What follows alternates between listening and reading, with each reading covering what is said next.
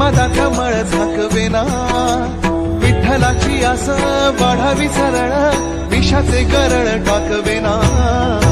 जगण्याचे देवा लाभो ऐसे बळ,